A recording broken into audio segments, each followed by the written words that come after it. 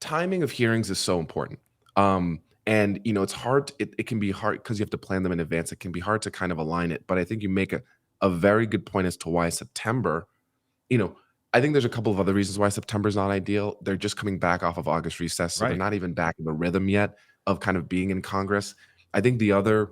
So I don't believe that September is the right time.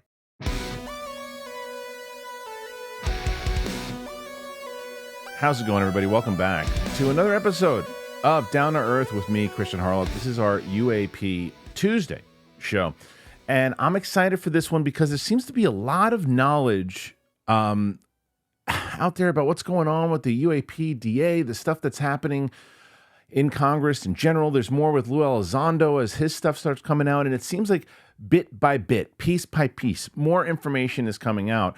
And as I say on this show all the time, the question is, yes, there seems to be a lot of talking, right? Now, the follow-up question is always, what is going to be done about that talking? What's actually happening within Congress right now? Are they making these moves? Is the bipartisanship actually going to stick, especially in the fact that we're right in the depths of the election? So my guest today, he started UAPCaucus.com. He's in direct talks with everybody involved. He knows everything about this stuff. He's very similar to what I talk about with Matt Laszlo. He's got kind of his boots to the ground. He's listening to what's going on there. He's got a lot of information, and I have a lot of questions for him because I want to find out, as I tell you guys each and every time, like what for us, like how are we going to get this information more? How is it going to get to the mainstream more? What are they really doing for us, and how are they going to stay a bipartisan effort? And so inside of that, all that conversation's about to begin. Please welcome to the show, Lester Nare. Lester, how are you? Doing well, doing well. How are you, my friend? I'm good, man. So yeah, like as we were talking a little bit off air, this is it's a very important conversation. It seems to be picking up a lot more. We're gonna get really in depth with you and I, but before we even do it, if you can be so kind as to tell the viewers who might not be informed about what you're doing, exactly what you started, how you started, and why you started the UAPcaucus.com, please let them know. Yeah, no problem. So I think much like many folks, I have had a curiosity about the subject, but I think, transitioning from curiosity to being proactive, taking that leap was really in the wake of the public hearing last year with David Grusch, Ryan Graves, and Dave Fravor. Shortly afterwards, there were a few members of the House that announced that they were creating a congressional UAP caucus. And as a way to sort of show that the public was behind this kind of effort, we wanted to create the public facing, basically mimic version of the same group. So usually when you see a caucus simply just being a group of people with a shared political interest, there'll usually be a .gov version and then a public version. So Mhm. we were just trying to create the public advocacy group that would be sort of in tandem with what Congress was doing. Fast forward just about a year later, it's a very small space because it just hasn't really grown that much yet. So we've seen a real interesting growth just in the number of people that are interested in working with us, collaborating, and even staffers on the Hill, frankly, again, because there are not really that many public advocacy groups that are engaging with Congress on a regular basis. So members have actually been really chomping at the bit to engage with us. So when you say we, who started this with you, and then what were you doing beforehand in order to say? Because it seems similar to myself that it gets out there, it's getting to the public. You're like, wait a minute, I want to be involved in this. I want to get the word out. I want to like how do you go from doing whatever it was that you're going to tell us in a second what you were doing before, leading into what you're doing now? Yeah, no, so I'm sort of a tech startup founder, think like Black Zuckerberg. So I've been working in early stage technology for the last decade. And so building things from scratch is kind of my bread and butter. I think there was an obvious skill set overlap where a lot of the early work for UAP Caucus was just setting up infrastructure, right? You actually have to like build something, putting information together, Sure. having a messaging figured out. So I come from that sort of early stage technology background prior to starting UAP Caucus. It's myself and a partner, Ronak Patel. We have a variety of volunteers around the org that assist with us. But again, it's one of those things where when you're small, you can be nimble, you can move quickly.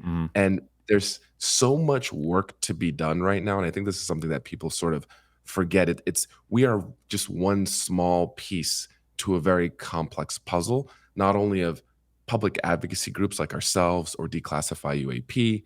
You also see research organizations that I know you've talked about, like Sol and Galileo, and we all kind of play in the same pond. We're a small group.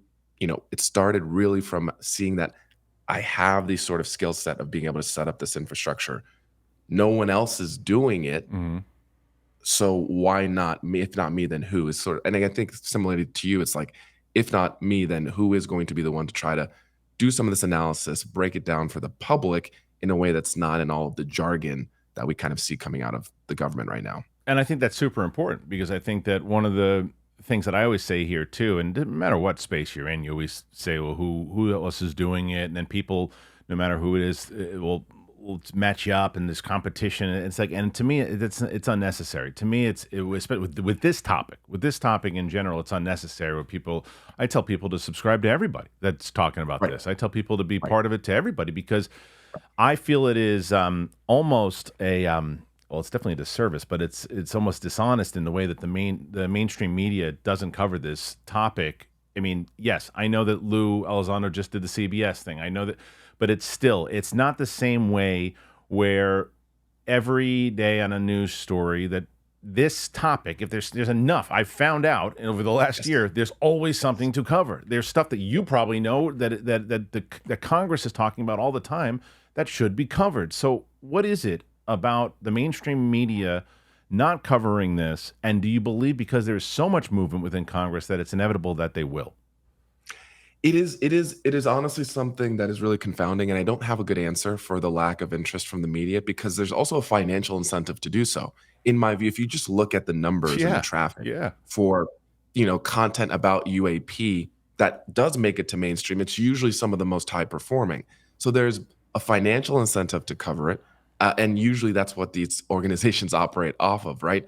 I honestly, a huge part of it is the stigma of. I think there's a generational stigma hmm, issue where the people who are the producers in these newsrooms grew up and came up in the sort of era where this was heavily, heavily, heavily stigmatized. And they just can't get over that, even given the recent news and information. It is likely mostly as simple as that. I know some people are sort of saying there's an active effort to tamp down on this, news stories covering this. I don't know. I have no evidence that that's happening. I just think that people just are trying to avoid being labeled as crazy yeah, and covering something that has no journalistic merit. Again, even though when you look at what's happening in Congress right, today, right, there is very legitimate legislation that has been happening for a 5-year period, yep, hearings and meetings that that are happening on a regular basis. And if you even look at, like you mentioned, Matt Laszlo at Askapol, if you just look at his UAP coverage, he's walking up to members of Congress every day and just asking, and they're answering as if it's a part of the normal part of their right, day right. because it is. So it is very confounding. I really don't have a good answer beyond the stigma issue. Yeah, which is also even stigma issue, which I don't disagree with you, but even that, it still shouldn't outweigh and this is what we can get into with what you cover and what you're doing is that Chuck Schumer, the Senate Majority Leader, is up there fighting for UAPDA, the whole thing, and he's got other people, and even if every single person, whether it is CNN, Fox News, whoever, if you think he's out of his mind and he's a loon and he's just doing this thing because Harry Reid asked him to do it, whatever it might be, sit down and have a conversation with it in the same way that you have a conversation about any other political topic, that you take four people who think it's Looney Town USA and then the one person who's saying, well, wait a minute, let's listen. Where's that conversation? That's all I'm saying is that that's just bad. To me, that's bad. Whoever is running in the newsroom, not just stigma wise, that's just a bad producer. I totally agree with you. I totally agree with you. I do think what we will see is if the UAPDA passes and we have to go through the process of a presidential appointment of the 9 board members and Senate confirmation hearings for those members, I think what that does is it now puts the story in a box that the media, the mainstream media is used to covering. We Right. know how to cover confirmation hearings, right? And so I think part of it is it's also a subject that's not easily framed into a partisan lens, at least so far, so they can't easily put it into the, Biden versus Trump, Right. Kamala versus Trump, Republican versus Democrat, poor versus rich. There's no sort of, dichotomy that they can plug it into that they know the formula for. So it's I do think we will see that change again if we go to a place where we have to have confirmation hearings. Yeah. And the last thing I'll mention on this is I think for some folks, it's sort of they're at the put up or shut up point Yep. to some of this, Yep. and they're just like, until I get the bodies rolled out on a gurney, I don't have the time or energy to talk about this anymore. Yeah. Which again, I can understand why people feel that way, regardless of the tangible progress that's happening on the ground. Yeah, and there's so much of what you just said of where I can go and which different route I can go. But let's start with the UAPDA and what's going on with that and what's happening. This is the question, and you're probably someone that might be able to actually answer this because I've been asking this question time and time again. Last year, they put this out there. It gets somewhat gutted. They don't get they don't get the version of it that they want out there, the eminent domain, all that other stuff, and they're gonna put it through. Garcia puts that thing through this year that he tries to get it through. Nobody really thinks that his version of it is going to pass, but hey, look what we're trying to do. Great. So they go this year. They're going to try to do it again. He's getting more sponsors on board to do it. What the hell is the difference between this year and next year for Mike Turner or whoever else was a part of saying no, no, no? Why are they going to say, oh, okay, today it's fine? There's actually so much there. Please dive in. And I just want to just take a little bit of time to go through that journey. Please. So you're 100% right. So the original version of the UAPDA, the UAP Disclosure Act of 2023, introduced last year by Schumer in the Senate. There were a total of 6 co-sponsors, including Schumer, and it got basically it passed in part some of the key provisions like the review board and eminent domain and the definitions of all things did not make it in. But what did make it in was the 25-year automatic declassification rule for UAP, as well as the creation of the records collection at the National Archives and the deadline for agencies to begin submitting their UAP records to the National Archives. That deadline is coming up in October, Right. Of this year. So that made it through. Why did it not ultimately pass? Was a combination of allegedly, the Speaker of the House, Mike Johnson, the head of the Intel Committee, Mike Turner, and the head of the Armed Services Committee, Mike Rogers, all basically saying no, in combination with pushback from Arrow, who did a 33-page rewrite of the UAPDA. Yeah. Fast forward to this year.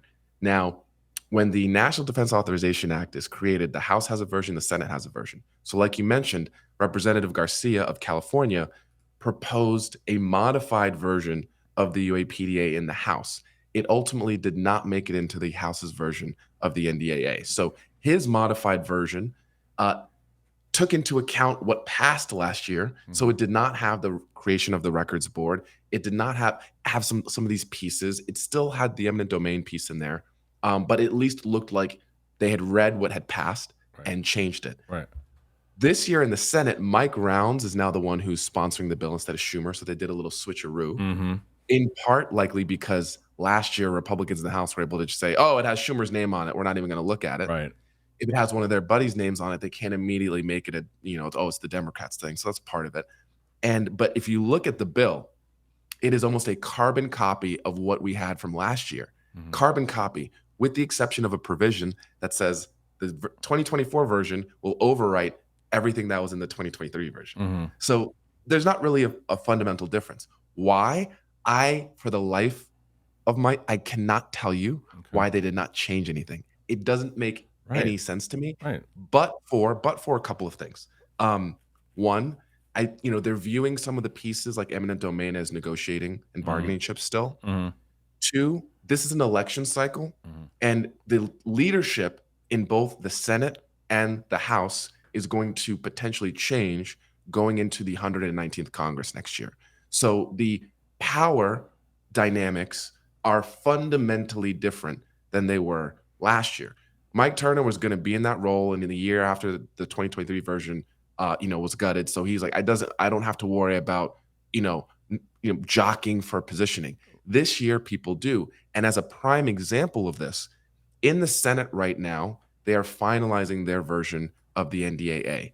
The UAPDA may make it in there. It may not Yeah. make it in there. It is not a guarantee right now that the UAPDA will be in the Senate version. So weird. There is, which there's general consensus, but here's the issue.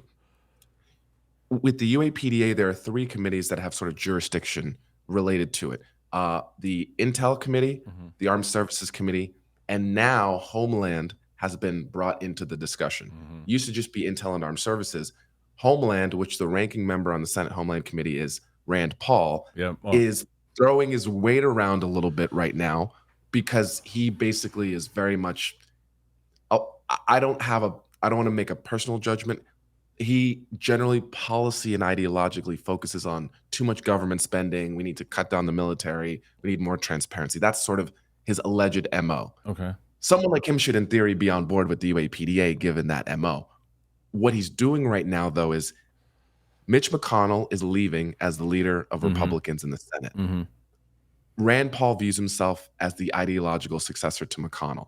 And so the NDAA is a way for him to flex his muscles Right. and basically gunk up and jam up the process.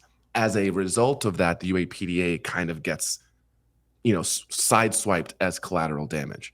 So that's a very long-winded No, it's not. explanation It's not. of kind of like the process. But Yeah. I think what we're sort of getting at here is like the people who actually are looking at the UAPDA kind of get it and are pushing it forward. This is the likes of Schumer rounds, Gillibrand, the Yeah. Rubios of the Yeah. world.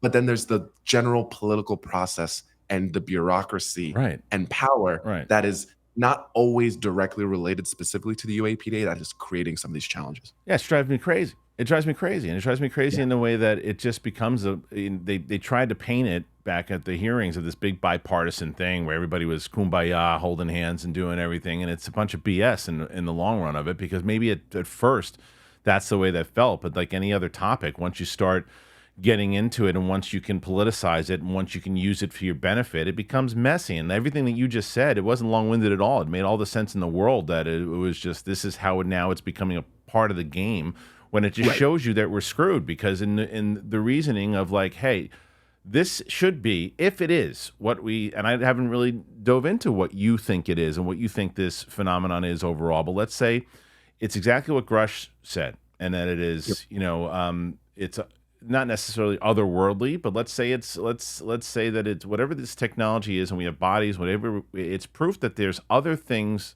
out there. There's other technology out there. There's other things that we could be doing, and yet we feel as a species, at least a part of us feels that we can keep this hidden, do what we want, however we want to do it, and it doesn't matter if it could benefit humanity. It doesn't matter if it could benefit, energy and whatever it might be, and the idea that we can actually, as one, not country, world, actually do something together, and the fact that, yeah, you know what? It's more important to find out if we can do something in this one state, and that can help me stay in office for another 4 years. And it's like, it is deflating, Lester. It's deflating.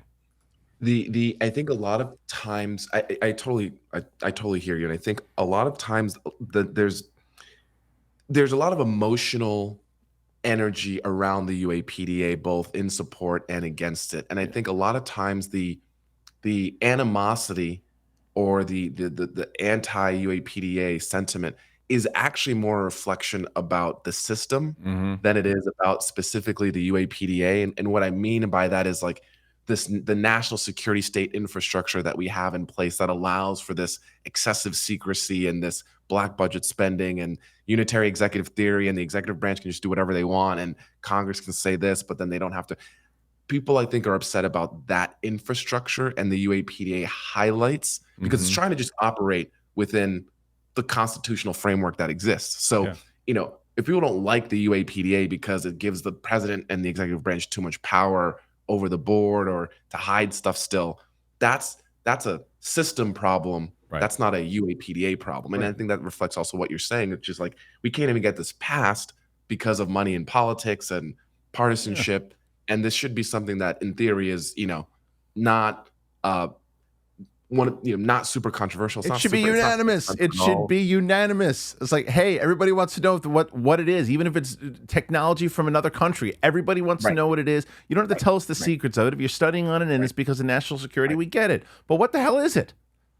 It's the regardless of origin, there is a there. So what is the thing? If it's, and again, we're talking about being in the middle of a climate crisis. Yeah. So if someone has, a breakthrough technology that relates to either energy or propulsion, regardless of the origin, that's like material to our geopolitical situation, our survival as a species. Like, so we don't even have to get into the origin part of it for it to be valuable. Again, even if the other thing I was just talking to someone about the other day is one of Grusch's main allegations is that there's misappropriation of funds. Right. That there's basically money being used illegally or in the wrong ways. So we're going to spend $20 million, for the first year of appropriations to potentially go find money that's being misspent that then can be not misspent and cover the cost of the creation of the program. Right. So the whole is a waste of taxpayer money thing also doesn't hold water given the context of part of it is figuring out how we're wasting money on these. Because if it's nothing and they're basically saying it's UFOs, but they're spending it on something else, we should know that. Right. Yeah. I mean, that was one of the things that at that hearing that I think it was both. And that's why it was it was crazy to see AOC, Matt Gaetz both saying the same thing and together. And I'm like, this is great. They're actually going to, this is the thing we're looking for. And then because of the election, you see why the waters have been muddied, and it makes sense because I jump into like Burchett, right? Burchett to me was a guy every single time talking about, hey, my buddy, the Democrat, my buddy, this, but now it's like, well, he's a Democrat. And it's like, yeah, because you want your guy in the office. You're not fooling anybody. And it's like, now, I think today he said on the when he was talking to Jaime Maussan about the Nazca stuff, and he said like, well, what I hear is that Trump's people want disclosure. They want full disclosure, and it's like, why didn't you say that a year ago when you heard that? Because it's like, and how do you know specifically that Harris's people don't? I mean, that's and if they did, would you say that? I doubt it. You're 100% right, and this is something I've talked about a lot this year, which is that we have to understand, as folks who are in and around the UAP space, that if you're not normally engaged in politics, right, so you don't pay attention normally, the about face can be very jarring because that's exactly what we're seeing is this a complete about face on, oh, this is nonpartisan, oh, this is the transparency for the American people. As soon as there now is the election dynamics, all of that goes out the window. And that happens every election. It's more prominent in presidential election years than in midterm election years. But that's just kind of how it is. And this is why at the beginning of the year, I started off with the position of saying, I don't have a high, I'm not ascribing a high likelihood to the UAP PDA passing this year because of the election dynamics. I've actually moved from being pessimistic to more optimistic. And it's more so because the way that the election dynamics have sort of turned out this year, obviously with the assassination attempt, the switcheroo and all this stuff, there's actually now so much going on that it can actually potentially slide through because people want to spend their political capital in other places. And as such, don't want to burn it on this issue. And for the people that were pushing back on it, they might want to use that powder elsewhere, right? And as such, it might be passed by omission as opposed to passed by support, if that makes sense. All right, let's face it. The world's a little bit in mayhem right now. There's countries invading countries. There's pirates invading ships. There's a lot to talk about in the world of weapons and warfare. Straight Arrow News, it's got your six. Weapons and Warfare, it's a weekly show. It's hosted by Ryan Robertson, and it brings you the news from our nation's frontline defenders and the challenges that they could face. America's military operations are constantly evolving, from boot camp to boots on the ground. Investigative reporter Ryan Robertson provides in-depth coverage of international armed conflicts and the latest technological developments in weaponry worldwide. What I like about Straight Arrow News is that they present the news from both sides of the aisle. They have a right side, they have a left side, they have a middle side. They just tell you the news in general, and that is what we've been missing. So for me, it's convenient. I want to find out what's going on in the world of news without a one-sided point of view, I find SAN. So get a front row seat to the most intense and fascinating stories from the world of military operations. Weapons and Warfare has a new episodes every Wednesday. Go to san.com/Harloff to listen and subscribe. There's nothing worse than looking at subscriptions that you paid for and forgot that you're paying for them. You sign up for some app, you go, oh, this looks fun. I'm going to do this for 30 days, and then I'm going to cancel it, and you don't cancel it. And then you're getting charged $9.99, $10.99, and it goes up and up and up. Well, Rocket Money can cancel subscriptions for you. And that's exactly what it did for me. It says, look, this are all the things that you're paying for, and now you don't have to do it anymore. Because if you were to guess, what do you think you're paying in subscriptions every month? The answer is probably more than you think. Over 74% of people have subscriptions that they've forgotten about. I did, for sure. And that was exactly what happened. Some cool app that I liked, and I was like, oh yeah, I'm never going to use this again, but I'll use it for 30 days. And I didn't. And I was getting charged for it for like 3 months. Most Americans think they spend around $62 per month on subscriptions, but the real number, $300. That is thousands of dollars a year.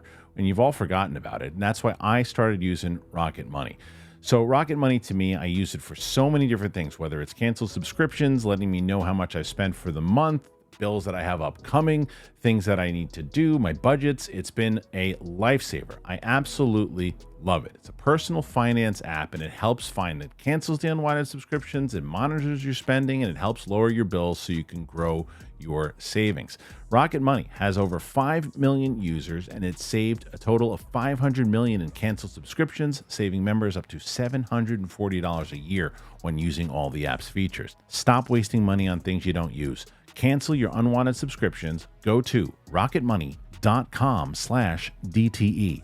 That's rocketmoney.com/DTE. One more time, rocketmoney.com/DTE. The thing that I was talking about when I think it's all goes into the same conversation is with the hearings, right? The new hearings that could potentially happen. You hear with Laszlo having a conversation with our own Pavel, and they were talking about how he's pretty sure there's going to be 2 hearings that are going to happen, and as close as September, which I think is crazy. And the reason, two reasons why I would say that, and you tell me if I'm right or wrong. I think that if they do it in September, it's not the time to do it because we still don't know if who the president is going to be and how they're going to politicize it, as we just said. And B, as you mentioned earlier, with the version of the UAPDA that did pass, the stuff that they could, get out there in October. Why not wait until October when you get more access to classified documents than do it in September when you still don't have things that you can put forward in front of people? Those are 2 fantastic points that I actually have not heard a lot of people talking about. And I mean, I think timing of hearings is so important. And it's hard. It can be hard because you have to plan them in advance. It can be hard to kind of align it. But I think you make a very good point as to why September. I think there's a couple of other reasons why September is not ideal. They're just coming back off of August recess, so they're Right. not even back in the rhythm yet of kind of being in Congress. I think the other. So I don't believe that September is the right time. Um, October is probably better. It's not after the election, but I think once you start getting into November, you're starting to get so late into the year for the NDAA to be signed. So I think the hearing can help basically bolster support Mm. towards getting the UAPDA signed if you try to map those 2. Regardless of all of this, it's almost moot point because I think it's probably it may happen in September, but the reason it wouldn't is that the House has to pass a budget, Yeah. and they're already behind schedule on doing so. And it seems to be the case that one of the 2 parties is going to utilize a government shutdown to frame the other side as not being able to run the government, which you've seen happen several Yeah. times in the past. So the whole government shutdown thing seems to be a play that is going to be rolled out in September, which will necessarily just push back everything in the calendar. So it might not be in September, not by choice, but by necessity. I think the smart play, and I agree. I understand the reasoning of, hey, we need to have hearings to get some more, love for the UAPDA that we're putting forward in December. But if I'm not looking at that bill, which I know is very important, and I'm looking at not having these people use it for just political gain, Totally is agree. you wait for whoever the president is, and whether it's Trump, whether it's Harris, and you say, okay, whatever administration is in charge now you take it to them. They're not battling back and forth. You have one in February, you have one in March, or you do one of them to build up the juice to get it to the December, and then you do another one in February. I mean, yeah. You're thinking strategically. I'm with you. I like the strategic thinking. One of the unfortunate things is across chambers between the House and the Senate, because one is potentially going to be in the House Oversight Committee. The other one will be in the Senate. It'll probably be in Gillibrand's subcommittee on intel, but it's not quite clear. But they don't coordinate across, so they would never, unfortunately, kind of hit that 1-2 punch. I think if I were to throw a dart at the board for like the ideal time for the hearings, it would be right after the election and at the beginning of November, just to squeeze it in with still enough time for negotiations over the NDAA. So that to me, again, to your point, would like alleviate the electoral sort of sheen over it and allow us to just be like, okay, the next administration is going to have to deal with this issue. Yeah. Here's, now let's bring in the hostile witnesses. Let's bring in whoever, bring in Lou, bring in Susan Goff, bring in, let's start talking. So we shall see. I do agree with Laszlo's perspective that, again, there are these 2 pending hearings, but I think the congressional schedule right now is totally up in the air. All right, let's play with that scenario of the November right after the election, and I love that scenario if it goes down that way, and whoever the president is that gets elected, and they do the hearings, and let's say it's 2, that would probably be tough to do. But let's just say it's 1. Let's say it's 1 hearing, and going back to what you said earlier, which I think is a must, and it has to be what you cannot do at whatever hearing you do next. As important as that first hearing was, to get it more so, because even the casual person that's not even paying attention to this today did hear on the news, to your earlier point, because they had to cover this, the mainstream media, because this was a hearing talking about potential bodies, and an intelligence officer in David Grusch saying these things. That it was all fine and dandy to say, well, I can't tell you that right now. I have to tell you in a skiff. I can't tell you this right now. I have to tell you in a skiff. I heard from this person that did this. That's fine to do the first time around. You can't do that this time around. You just can't.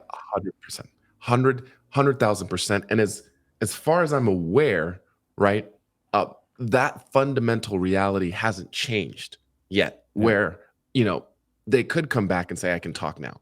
So I think there are a couple of variables here. So one is, and we've seen this from the likes of Chris Mellon, who talked about going through the DOPSR review, the Defense Office of Pre-Publication Security Review. Lou Elizondo has recently talked about how his book went through a year of this review, and he now can talk about new things. So there may be whistleblowers who have been going to DOPSR over the last year, 2 year, 3 years, getting different pieces of their story approved, and that now could then go and talk about it in a hearing context, or that hasn't been done yet, right? And so if that hasn't been done yet, at least for some of these individual cases where there can at least be substantive conversation beyond it's all classified, that would be great. Hopefully that's being done. I do think we've seen, especially with the release of Christopher Mellon's signal messages, and then he immediately dropped. He's like, oh yeah, I got this approved by DOPSR last year and was holding on to it. But since you want to throw dirt on my name, let me just put it out there. Right. So in theory, there are folks who have been, stacking up, these, reviews such that they can speak to things. If they have not, there absolutely should not be a hearing. Absolutely not. Can't, because there's no point. You can't do the same thing over and over again, because it's fascinating. Even some of this stuff that's coming out, like leaks through Lou Elizondo's books, it's like, yeah, look, and he's a figure that is, I would say, divisive, and that people, for sure, and the claims that he's got, and you can read those and say, okay. And I think that it was either Mike Colangelo or the UFO Joe, who I follow on Twitter, and I can't remember which one it was, but they said, I think it was Mike, and I think he said, okay, this is an excerpt from Lou's book, and he's saying all these things, but my question is, how do you know that? And it's like, well, how? That's the question, is how, and how do you prove that? Because if you do it, and I'm just using Lou as an example for whoever goes out there, for sure. Like, are we getting videos? Are we getting pictures? It's got to be a thing, and to go back to your scenario of whoever the president is in November, if they do this hearing, because what a stamp that is, and you're not even sworn in yet, and you Right, already now you're the disclosure president through right, one right, hearing. right. No, Yeah, no. And it's exactly about sort of setting up that predicate like that, where it's like, well, now the hearing just happened. It's gotten a wide enough, yeah. viewership, and it takes the next. It needs to take sort of that next step up, and this is something you're sort of hearing with recent statements from Matthew Pines, Yeah. the Yeah. national security and policy analyst, who's done a few appearances lately, where it's like you start with Grush, he comes out, mid-levelish intel officer. Then you have Nell come out, do the same thing at Salt, slightly higher. The next stage is a nationally important figure that everyone would recognize, saying the same thing. Who do you But think that again, is? I'm going to stop you. Who do you think that is? I honestly don't know. Come I on, honestly you don't don't have any know. guesses? Uh, it could be like a General Hayden,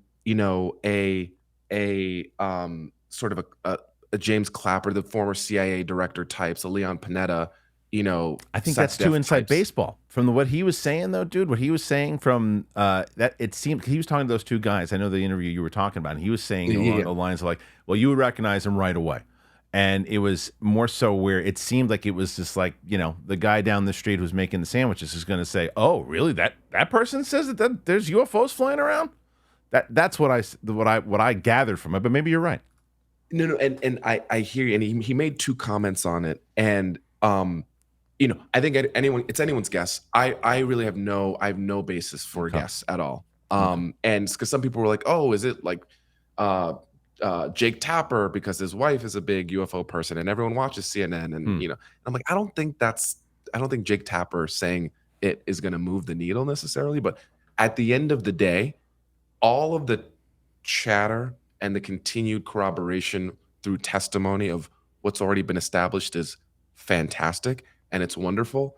The declassification of photo or video, Yeah. or further corroborative hard data evidence, to me is the next threshold, that really needs to be crossed. There are a variety of challenges just in terms of how the system works around that, but I think Obama's already said this, Trump's already said this, multiple DNIs have already said this, multiple CIA directors have already said this. So I don't, I think it'll be helpful for helping this again bring more people into the tent. Yeah. But we very much so need to get to an adjudication process around this, whatever that looks like. The review board is the proposal for how to do so. Yeah. And I think there are some nuances that you could say this could be maybe a little bit different, this could be better. I actually don't think a lot of the arguments against the UAPDA are really great. I think there are good arguments about around it that you can make, but I actually don't think a lot of those are being made in the public discussion about it at this time. So what about the Lockheed Martins of the world and the people who are pretty much, have their hands in some pockets to say, because the rumor there's no guarantee this is true, but with Mike Rounds is that one of his sponsors is of course or donors rather is Lockheed Martin, and he's got if he was one of the guys you could point and say not did I say Rounds? Not Rounds. Turner. Schumer? I meant Turner. Oh, Turner. Turner, Sorry. excuse me. Yeah. Yeah, Yep, yep. Turner, not Rounds. If Turner was involved with Lockheed Martin, and so if Lockheed Martin is still that powerful and is still the ones that you would say, because I had this whole conversation with a friend of mine the other day who's not he's a big skeptic on all this, and his big thing is like the reason why I don't believe that any of this is really going on is because I don't trust the government would be able to hold these types of secrets. And I said, well, it's not really necessarily the government that is trying to hold these secrets. A lot of the government is trying to find out these secrets. I was like, there's a part of the government that is, working with these other companies, and these private companies are keeping these things allegedly secrets from since the 30s and 40s and maybe even longer. Yep. But that's how do you keep them out of it? How do you keep they're the ones as I quoted all the time here, Lester. And that's George Knapp's. They are better at their jobs than we are at ours.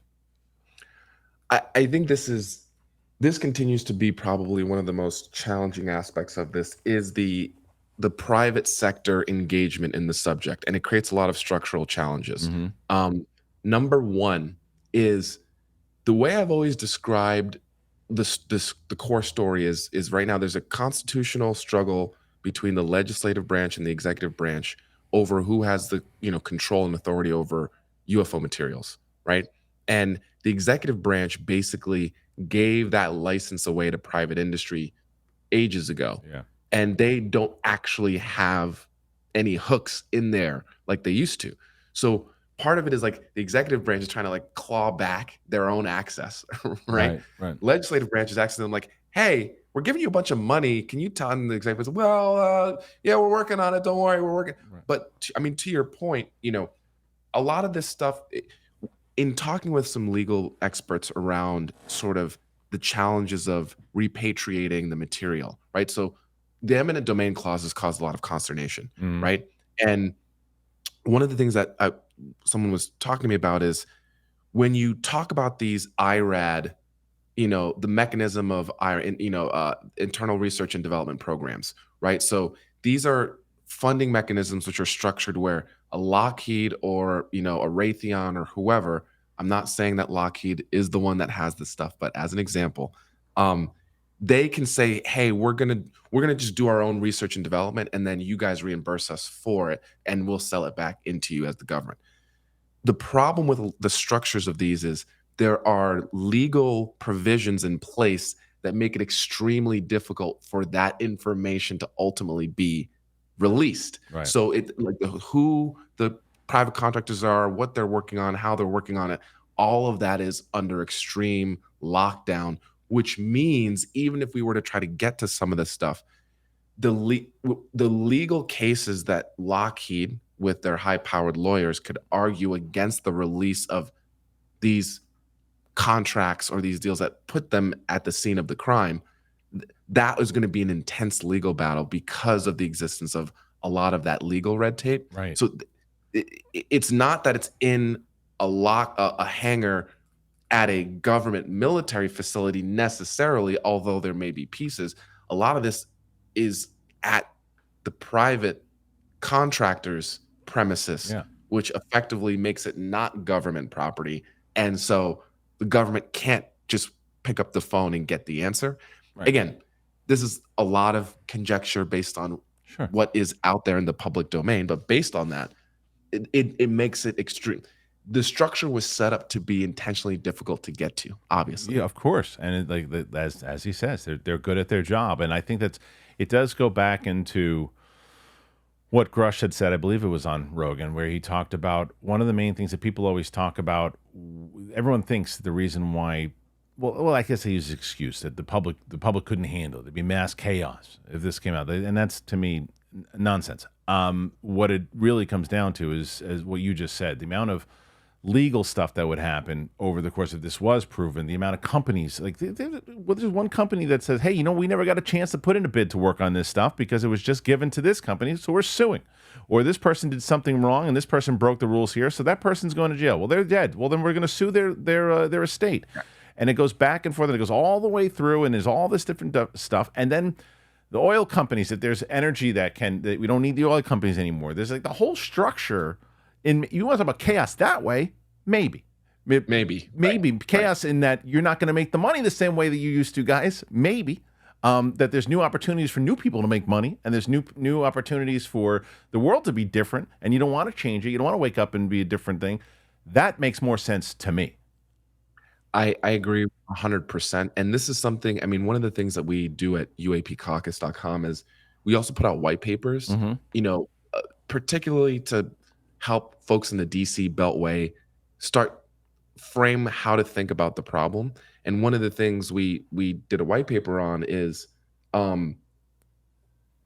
assuming that there are recovered materials, one of the challenges you're going to have is, how do you deal with the financial aspect of that? Because obviously there's huge future earnings potential associated with discoveries related to the material. So we basically put out an argument for a sovereign wealth fund model where effectively all of the IP is rolled up into an entity that is owned by all of us collectively. Mm-hmm. And then if you're working on it, you get contract money to work on it. The Yeah. profits then are sort of shared amongst everyone.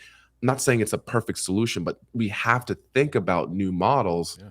of dealing with the implications of if this is true or not. And it's there is there is a lot. Lou Elizondo makes the analogy about the longer you leave food rotting in the fridge, the harder it is to clean up. And I think that's part of the challenge here Yeah. is, you know, it's been locked up so long and the legal issues grow exponentially Yeah. the longer it remains, under lock and key.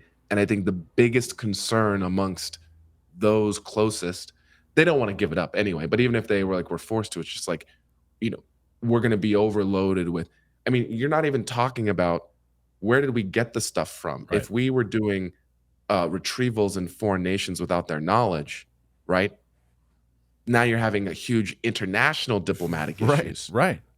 related to this. And because then they're going to say, that's our property Right. that you need to give back to us. Yeah. And we're not giving it back to them. Right. Right. Right. So, Right. you could go, I mean, these are the types of conversations we have, which is like, okay, like if you assume it's true, what is the national UAP response plan in order to like deal with it? Because it's not just saying that it's real and then like rolling out the crafts.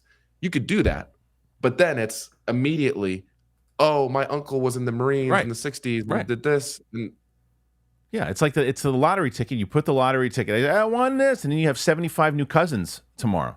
correct, Yeah, exactly. a 100%. That's absolutely what would happen. And So, yeah, again, I mean, I'm not saying that's a justification to No. not. It's not a justification. No. It is a you reality. reap as you to reap why what you sow. You reap Right. you reap what you sow. But Right. but those people, they're like, okay, I'm gonna reap what I sow, but prove it. And they've been doing a Right. good job of holding their secrets. But I want to jump back to what you said earlier about like whistleblowers, right? Now we had the whistleblower and or even the three witnesses with Grusch, Favor, and Graves. Now there were supposed to be more, but from what Tim Burchett said was that it was NASA who said, no, don't talk. So it's Burchett saying, we're not telling you who's coming out for these next hearings. Now, one of the things you're talking about with budget, one of the points that I thought that was made, and I really can't. I thought I saw it on Twitter Spaces somewhere, and I can't remember where it was. I think somebody that Gary Nolan is working with, and I apologies for forgetting the gentleman's name, but he essentially said that when you look at the budgets that they have, like sure, you look today, they have like $1 million that they can use inside of this program of what they're able to do to protect whistleblowers and everything else. It's nothing. He said you need about 40 million in order to really do this, because if you had all of these people who are going to risk their jobs, risk their careers, risk their benefits, risk everything, they've got to be protected. So what are you hearing inside of this from the caucus, from everybody that's working on these things? How are they working to protect these people to get them to come forward? I don't believe there is a sophisticated enough conversation happening right now about that point, generally speaking. Mm-hmm. I think it's a good point.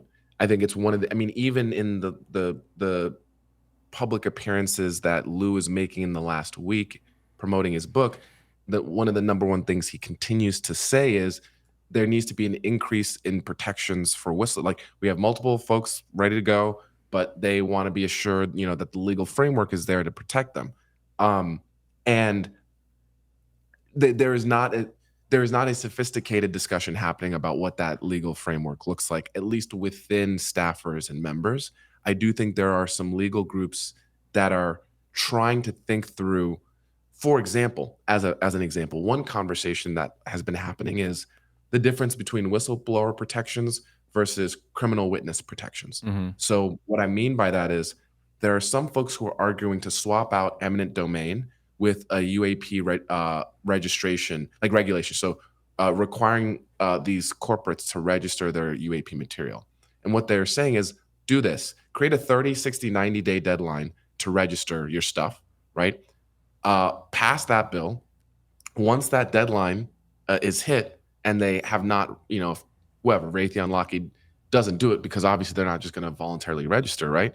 Well, that then means that they're not in compliance. They can create the criminal, the criminal rules around what not being in compliance looks like. And then if you are in the programs or you do know that you work at Lockheed, they have the stuff and they haven't registered it, you can now go to the FBI as a criminal witness, Mm-hmm. which already has established frameworks around protections that don't exist in the same way. The whistleblower stuff, part of the reason that it's challenging is there's not really well-defined sort of protections there, but there is in sort of the criminal justice system. So their argument is to say, just make it illegal, and then all these whistleblowers can just become criminal witnesses, and they already have the protections. You don't have to be inventive and create all this new stuff. So that's one line of argument right Yeah. now around the whistleblowers versus criminal witness thing. I'm not in a position to speak to it. That might be a great point of conversation. I actually, there's someone I can connect you with that would have a great conversation about that. Yeah. But the long and the short of it is there's not a sophisticated conversation happening about that point, which continues and seems to be, again, the most important variable to moving this forward. I will note, though, that within the UAPDA, the review board, it basically creates an amnesty program that has said protection. So I think part of it is people are just abdicating thinking more about it because it's sort of covered in the UAPDA. Yeah. And the assumption is if that once that passes, then we'll have what we need. But if it doesn't, there is good arguments to say just pass the protections individually as an amendment to the NDAA without the review board, without the eminent domain and all these other things, and then you still unlock the door anyway. So I think that's what you're going to see if the UAPDA doesn't pass this year, that standalone whistleblower protections would be created as a standalone bill amendment, rather, for the NDAA for FY 2026. That makes sense. And it makes sense also that, and I think that you probably agree with the fact that if we do have that scenario where whenever the hearing comes out and there is stuff that is substantial and that is stuff that you can't anymore as a news organization say, well, we've got to cover that. And if it's something pretty big and there turns out that the public who is just like, oh yeah, I heard about that thing with they said spaceships are getting found now. There's actually people who are now paying attention to it and they have to pay attention to it. What will happen is you will start to see more budgets start to come in because the public awareness will demand it. They'll demand it's one of those things now. It's like, hey, cover it. What's happening? We want to know more now. Oh, this person showed this at the hearing. We're not alone. We have this, or we have foreign things that are able to do this, and all. So the money will come once there's more awareness.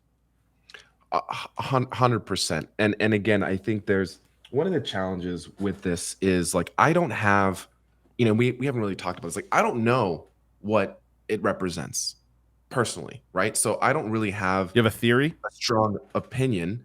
I have some, and I'll touch on it. I think there's a group of folks who are experiencers who are like, this is knowledge I know, so I don't have to be told. So they're already over the Rubicon.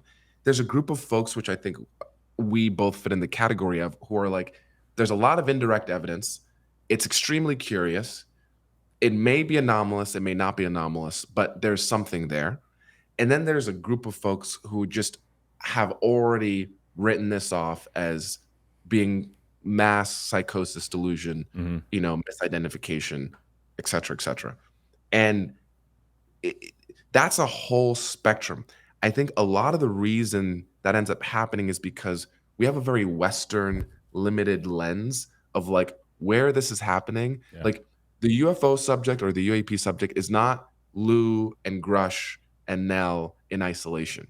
And that's the way it always gets framed in the US conversation. But like, for example, I'm the child of Zimbabwean immigrants. The biggest mass sighting in the history ever was in Rua, like an hour from where my mom grew up. So, I have a whole different worldview of this subject from my cultural background, which treats this kind of stuff very differently than we do in the US.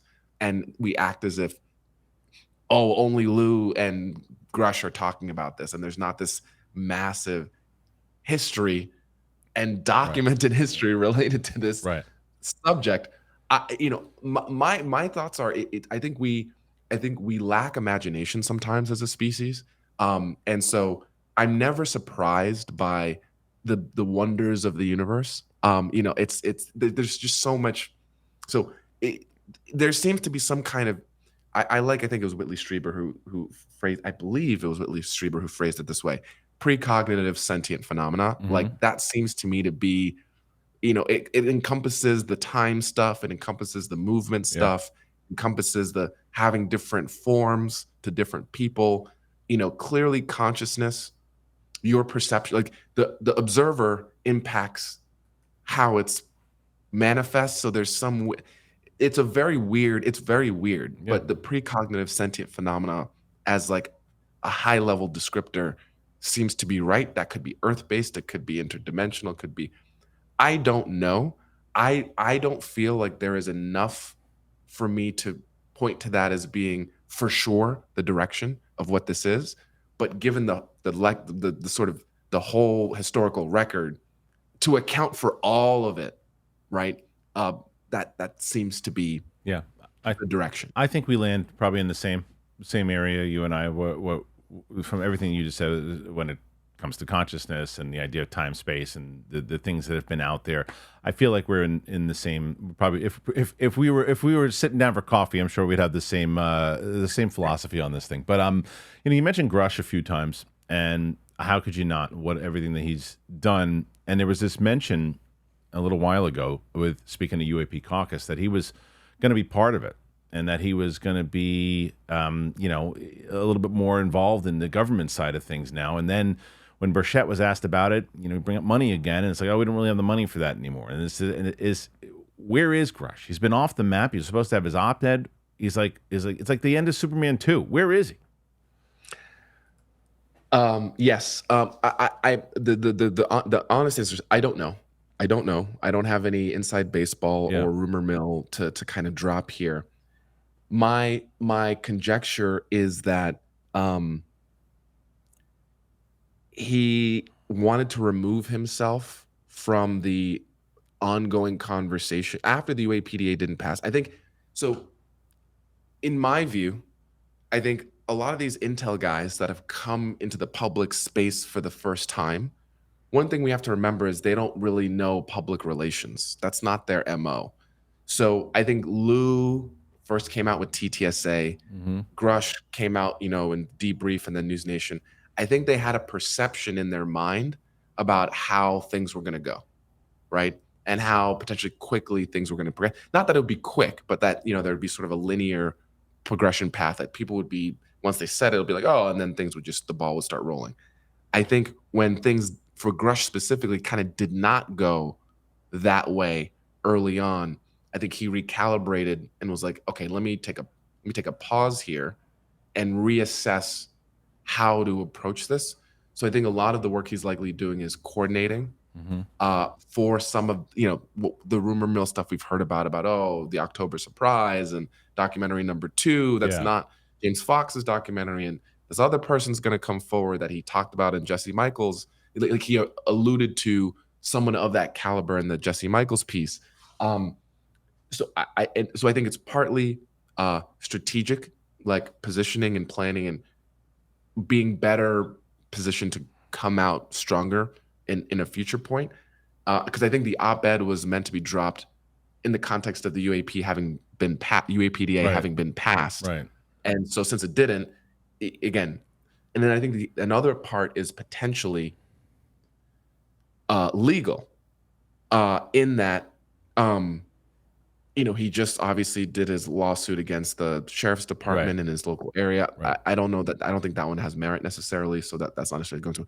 I think there's other legal situations that are in play for him that may or may not be related to the ICIG stuff, where if he can minimize his surface area of saying stuff publicly, it will, again, pose less risk to some of the stuff that is potentially ongoing. So that's my conjecture around the where is Grusch question. Fair. And I wonder if is he, and that also answers the question of whether or not he's going to be involved in it because he's trying to take a step back. And it makes sense because, again, bringing up that Rogan interview when he was on and he talked about how he was kind of setting us up.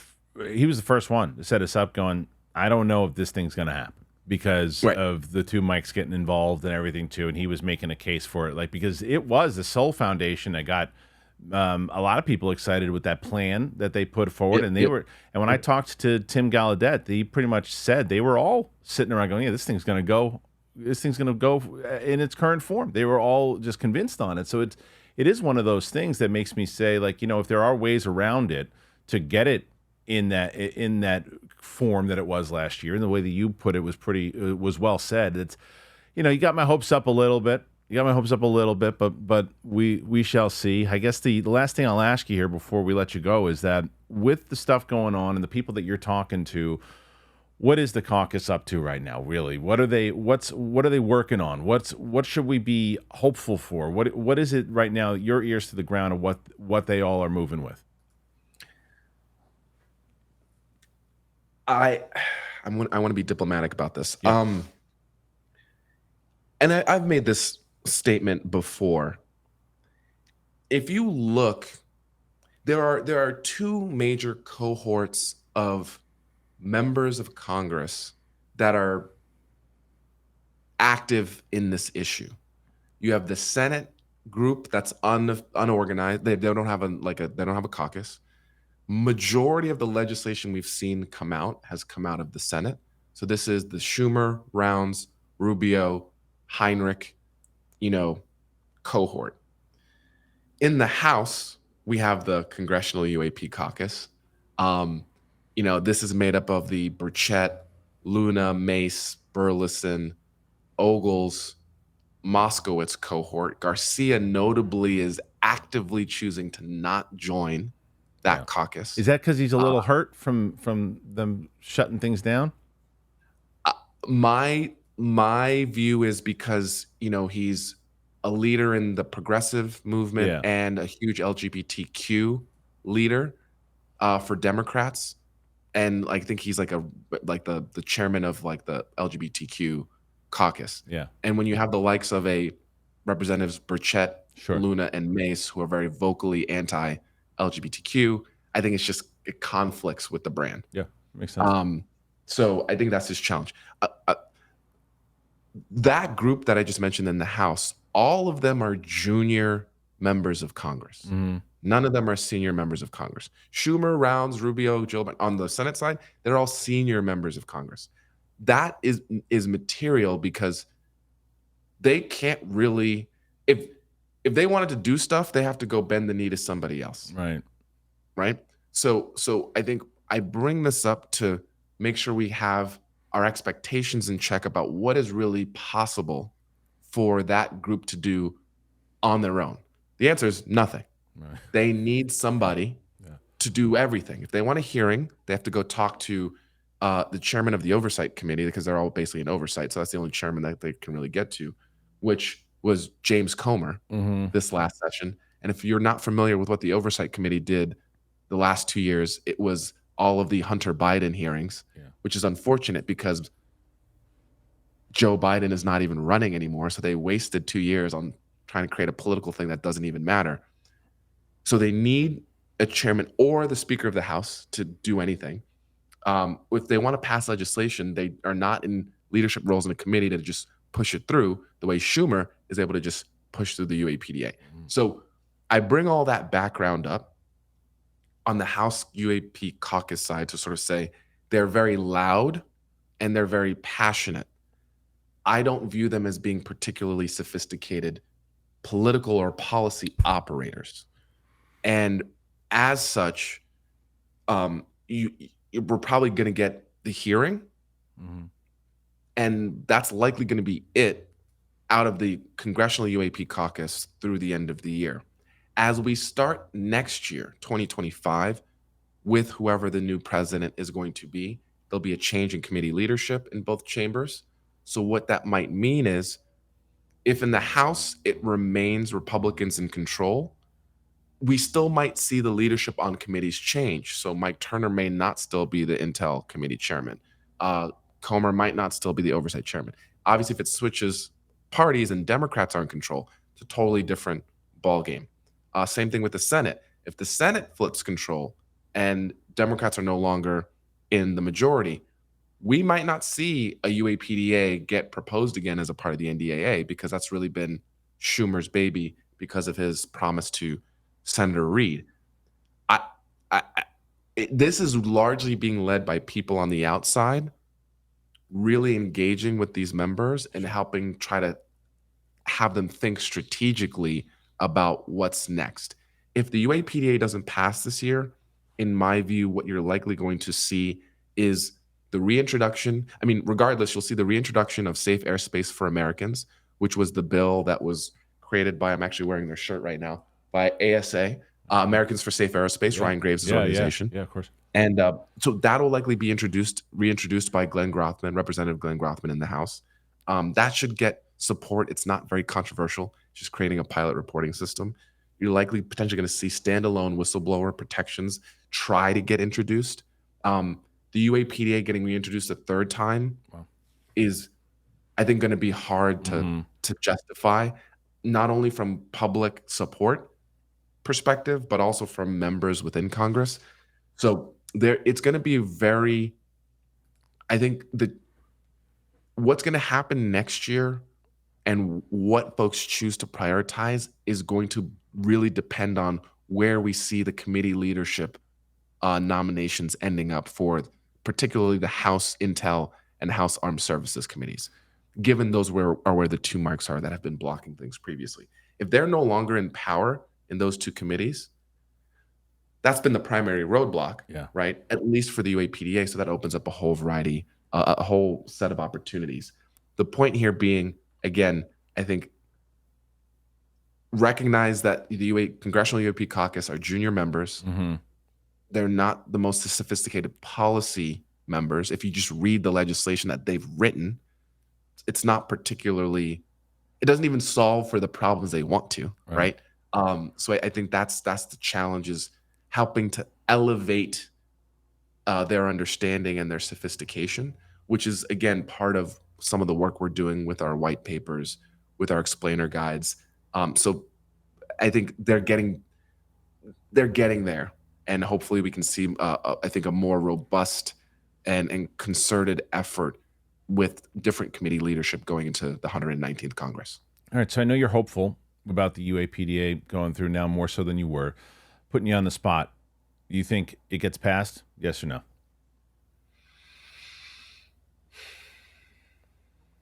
As of today, Yeah.